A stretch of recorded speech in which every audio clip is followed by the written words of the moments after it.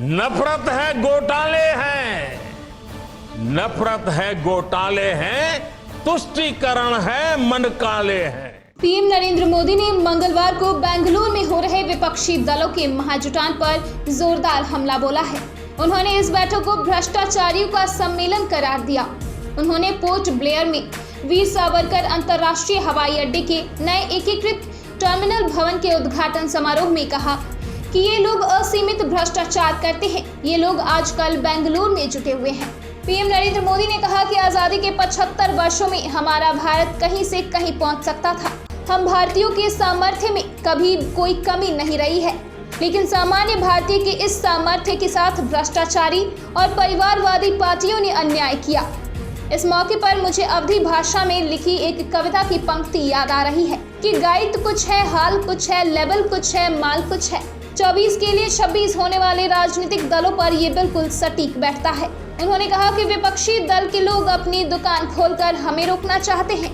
वो भारत की बदहाली वाले लोग अपनी दुकान खोलकर बैठ गए हैं। इनकी दुकान पर 2 चीजों की गारंटी है। एक तो ये अपनी दुकान पर जातिवाद का जहर बेचते हैं और दूसरा कि भ्रष्टाचार करते हैं। उन्होंने कहा कि सारे भ्रष्टाचारी बड़े प्रेम से मिल रहे हैं, लेकिन इनकी दुकान में जुटे हुए लोग परिवारवाद के समर्थक हैं। ये लोग इस बात पर भरोसा रखते हैं, न खाता न बही, जो परिवार कहे वो सही।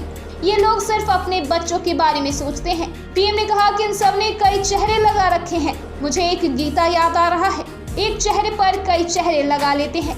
मुझे एक गीत याद आ रहा है, एक चेहरे पर कई चेहरे लगा लेते हैं। अब देखिए इन्होंने कितने चेहरे लगा रखे हैं। उन्होंने कहा कि ये लोग खुद को कैमरे के सामने एक दिखाते हैं, लेकिन लोग जानते हैं कि पूरे फ्रेम में भ्रष्टाचारी हैं। ये कट्टर भ्रष्टाचारियों का सम्मेलन है। जमानत पर कुछ लोगों को सम्मान से देख रहे हैं, जिसका पूरा परिवार ही जमानत पर है, उसे ज्यादा सम्मान मिल रहा है।